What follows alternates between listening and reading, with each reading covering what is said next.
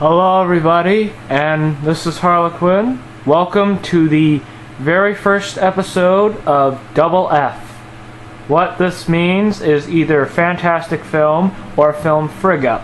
This is the little internet thing that I'm starting here where I get to give you my 2 cents on movies. And they don't have to necessarily be brand new, they can be stuff that's recently kind of new or stuff that's like old, just depending, like kind of like nostalgia critic, but like review old films but also do new films. So anyway, presenting my very first film, Frig Up. Now this is a film I've hated even when I was a child. It did have some funny parts back when I was a kid, when I was naive. But now that I'm older, I can clearly see how and why this movie is basically the worst. Not the worst movie. Is it the worst movie I've ever seen? No, it isn't. But it's one of them. Presenting The Cat in the Hat. But soon enough, we will get to all that. Now, this movie here is directed by Mr. Bo Welch, who's a famous production designer for a lot of Tim Burton movies. So really, I don't see why he should direct. Like, he should have really stuck with what he did, because this is his only directing attempt. This is his actual first and only film, and I think that's for good reason. Seriously, everything here looks like it would be in a Bo Welch production. Seriously, this looks like Bo Welch did this production. Anyway, I could be wrong. I think the production artist was different. Anyway, welcome to the little city of Anvil, which is apparently where Conrad and Sally, the kids from the Cat in the Hat book, live. Anyway, here's the mother here, played by John Travolta's also Scientologist wife, Kelly Preston. Right. All right. Thank you, Amy.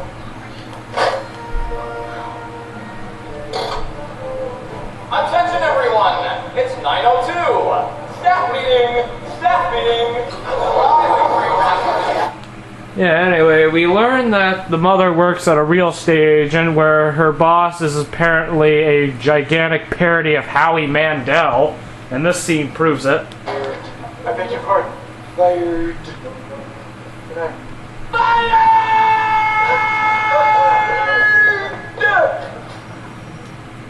Really? Was that even necessary?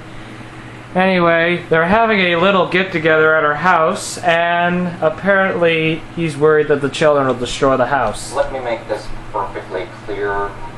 If your house is as messy as last time,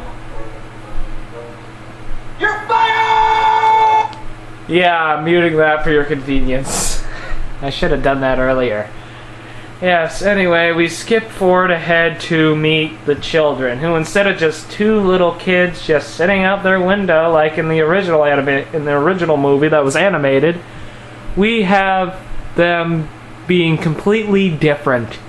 One of them is a control freak, as you can see, played by Dakota Fanning, who's very famous for playing a lifeless puppet on screen, and Coraline. Right. And then we have Spencer Breslin here playing Conrad, who's apparently destructive. And this scene pretty much is the reason why.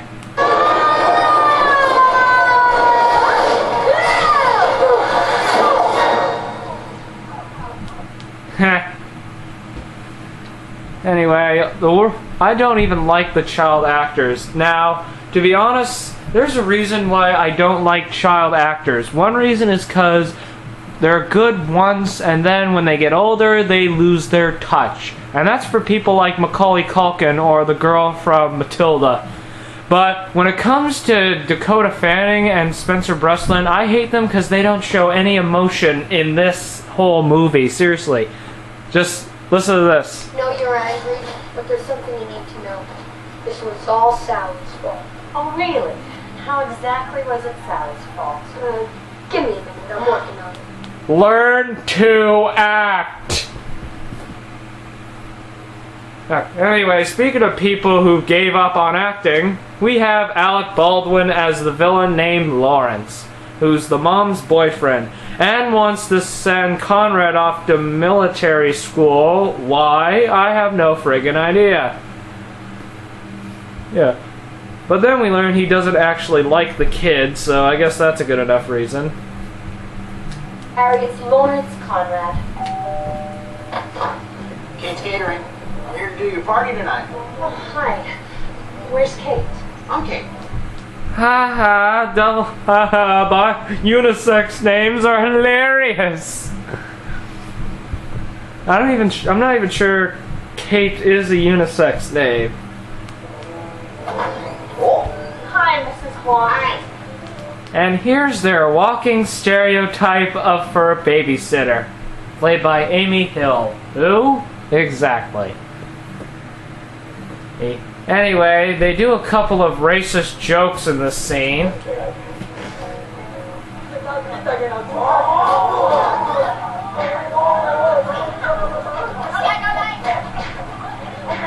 Taiwanese parliament. You tell them, White Joe. No more big government. Ah, man. I might as well just skip ahead. Anyway, they hear a noise up in their closet, and then we meet Mike Myers. That scared people. You should have seen the look on your face. It was like you saw a monster. A monster? Where? No, wait, make that Pepe Le Pew with Ronald McDonald's tie and the Cat in the Hat's hat. What was that? I don't know. Looked like a humongous cat. Humongous. I prefer the term big bone than jolly. What are we hiding from? Okay, now you were just trying to turn the word humongous into a racial slur. That's just stupid. Anyway, to be honest, I actually do enjoy Mike Myers, like I used to.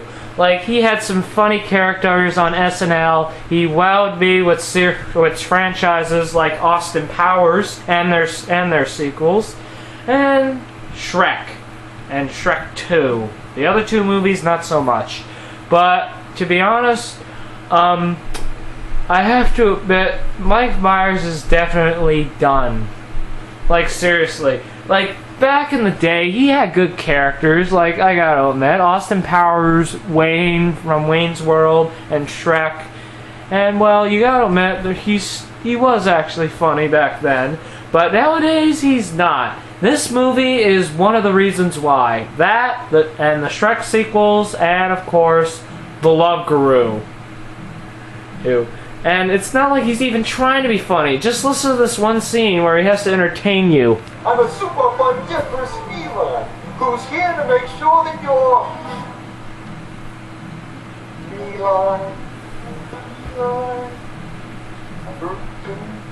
feline. I got nothing. I'm not so good with the rhyming. Not really. No. You're a frickin' Dr. Seuss character! Anyway, he tries to show off his little Cat in the Hat kind of character, but to be honest, he really doesn't have any. He's not as good as Jim Carrey in The Grinch. Like, you know, it doesn't mean that The Grinch is good. I mean, it's not a good movie, but it's hilarious, I gotta admit. It had some funny moments. And to be honest, Jim Carrey was able to work through all that makeup there and give off many expressions as he could. But here, Myers seems to only have at least just 2 expressions, I think. One is just smiling like a creep, and the other one's just screaming like a baby. The one that you pretty much are seeing now is the creepy smile. Here's screaming like a baby coming up right here. That's disgusting! I do it for nothing. And there it is.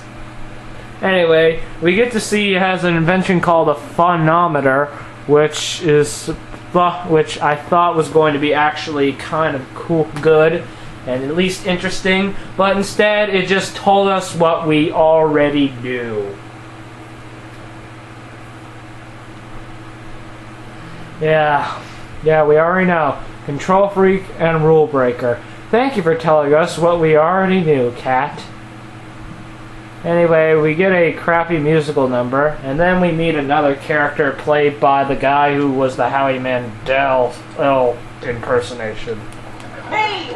Remember the fish? Actually, no! This is the first time we've frickin' seen you! Or wait, are you directing to the kids? Can we go back? And I'll stop this right now! Who said that? Me! Remember the fish? Came home in a baggie, loved me for 2 weeks, and then nothing! Oh, so he was talking to the kids, not us. Good to know. Anyway, we get another musical number and more weird humor or whatever. By the way, can I show you, speaking of weird humor, can I show you something that shouldn't be put into a Seuss movie? Like, at all? It's this. Like, coming up right here. Nice spread you got here. Oh my god, oh my god, oh my god, oh my god. Who is this? Oh. That's my mom. Awkward. Okay. I'm gonna take a little break right now because this one joke just makes me want to stop recording right now. Part 2 will be released soon, but right now I'm just filming one. Anyway, this is Harlequin signing off for now, but there will be more parts.